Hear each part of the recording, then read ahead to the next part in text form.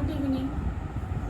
आज का हमारा विषय है शिक्षा मनोविज्ञान का एक बहुत ही महत्वपूर्ण विषय अधिगम। ये जर्मन भाषा का शब्द है जिसको हिंदी में हम सीखना कहते हैं और इंग्लिश में लर्निंग कहते हैं। लर्निंग जीवन पर्यंत चलने वाली एक प्रक्रिया है। ये कभी समाप्त नहीं होती। हम अपने आसपास उठते बैठते चलते फिरते हमेशा कुछ न कुछ सीखते रहते हैं, जिससे हमारा सर्वपक्षीय विकास होता है। कुछ चीज़ें हम स्वतः ही सीख जाते हैं, एज के अनुसार वो हम स्वतः सीख जाते हैं, जिसको मैच्योरिटी कहते हैं, परिपक्वता। सीखने के लिए हमें एक इन्वायरमेंट की आवश्यकता होती है, एक प्रक्रिया की आवश्यकता होती है और सीखने को हमारे बहुत सारी चीज़ें प्रभावित भी करती हैं, जिसको प्रभावित करने वाले हम कारक कहते हैं। सीखने के लिए आज हम सीखने के प्रोसेस और उसको प्रभावित करने वाले कारकों के बारे में आपको बताएंगे। सबसे पहले हम देखते हैं कि सीखने के प्रोसेस क्या है। प्रोसेस यानी प्रक्रिया। इसके लिए हम एक ट्रायंगल बना रहे हैं। यहाँ पे ट्रायंगल बना रहे हैं।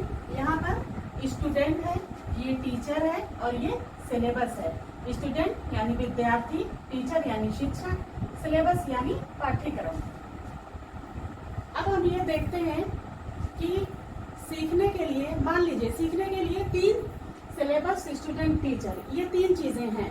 अब मान लीजिए जैसे सीखने का क्या है कि अगर स्टूडेंट सीखना चाह रहा है लेकिन टीचर सिखाना नहीं चाहता, तो फिर क्या है, स्टूडेंट सीख नहीं सकता, वो नहीं सीख पाएगा। दूसरा क्या है आपका, मान लीजिए कि टीचर तो बहुत ज्ञानी है और बहुत अच्छे मेथड से भी सिखा रहा है, लेकिन बच्चा ही सीखना नहीं चाहता, तो फिर भी प्रोसेस क्या है हमारा कंप्लीट नहीं होगा, बच्चा नहीं सीख सकता। तीसरा क्या है, स्टूडेंट सीखना चाहता है, टीचर सिखाना चाहता है, बट सिलेबस यानी पाठ्यक्रम, उसका कंटेंट ऐसा है कि बच्चे को समझ में नहीं आता, तो अभी हमारा लर्निंग प्रोसेस पूर्ण नहीं होगा। सीखने का जो हमारा उद्देश्य था वो पूरा नहीं होगा। ये हो गया हमारा अधिगम का प्रोसेस, लर्निंग प्रोसेस। अब हम देखेंगे कि लर्निंग को हमें कौन कौन से कारक जो है वो प्रभावित करते हैं। सबसे पहला कारक जो है जो लर्निंग को प्रभावित करता है वो है इंडिविजुअल। इंडिविजुअल माने खुद, वो आप हो सकते हैं, मैं हो सकती हूँ, या और कोई तीसरा भी हो सकता है जो सीखना चाह रहा है कोई भी चीज। इंडिविजुअल में क्या है कि सबसे पहला कारक जो है इंडिविजुअल में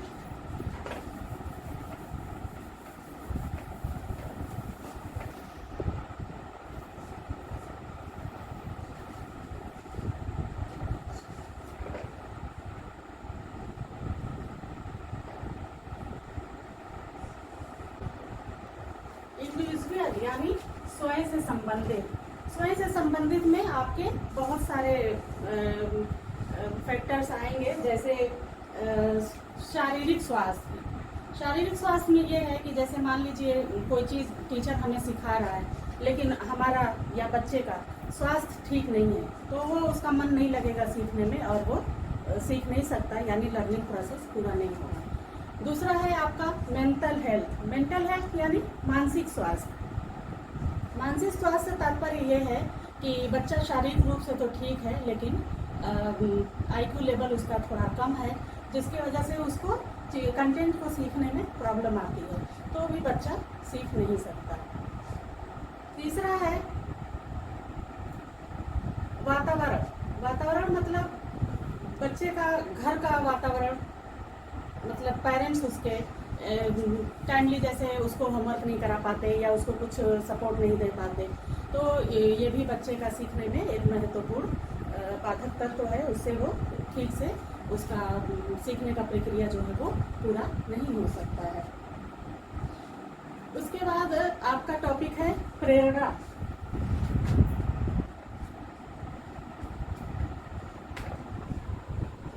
प्रेरणा प्रेरणा से आशय ये है कि मोटिवेशन का मतलब ये है कि जैसे हम कुछ अच्छा कार्य करते हैं तो हमें उसके लिए, जैसे कोई कहे कि हाँ आपने बहुत अच्छा किया, हमको बधाई दे, या कुछ मोटिवेशनल वर्ड बोले जैसे गुड है, वेरी गुड है, एक्सीलेंट है। इससे क्या होता है कि हर सीखने का हौसला अफजाई होता है, बच्चे का मनोबल ऊंचा होता है, तो फिर बच्चा और अच्छा उस चीज़ में परफॉर्मेंस देता है। अगर मोटिवेशनल वर्ड नहीं यूज़ होते हैं, उसका आसपास का इन्वायरमेंट ऐसा है कि उसे मोटिवेशन या प्रेरणा नहीं मिलती है, तो फिर लर्निंग प्रोसेस जो है वो धीमी हो जाती है, बच्चा अच्छे से सीख नहीं सकता है।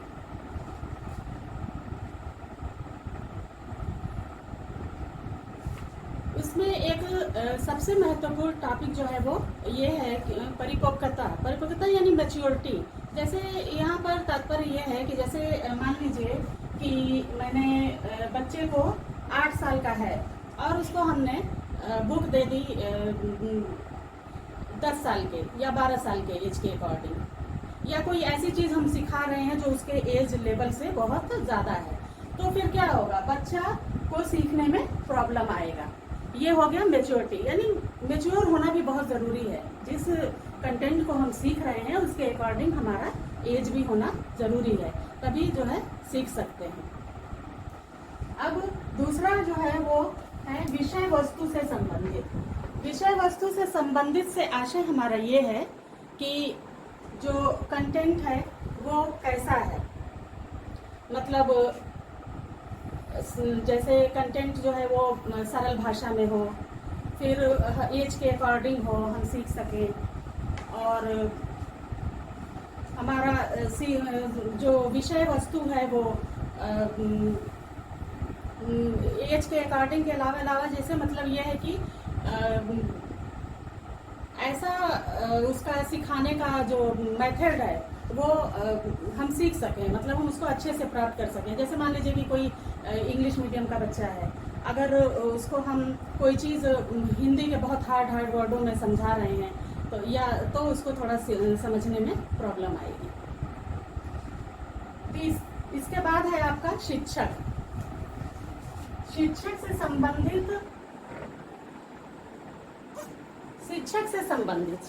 संबंधित से आशय ये है कि इसमें बहुत सारे फैक्टर हैं। जैसे मान लीजिए कि शिक्षक का व्यवहार कैसा है, शिक्षक का सिखाने का तरीका कैसा है, और इसमें सबसे महत्वपूर्ण जो ये है कि शिक्षक का खुद का स्वास्थ्य कैसा है, उसका शारीरिक स्वास्थ्य कैसा है, उसका मेंटल हेल्थ कैसा है।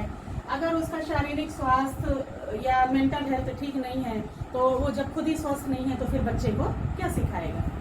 तो ये सब बहुत ही महत्वपूर्ण कारक हैं जो लर्निंग प्रक्रिया को प्रभावित करते हैं। उसके बाद है हमारा टॉपिक जो है वो वातावरण यानी इन्वायरमेंट।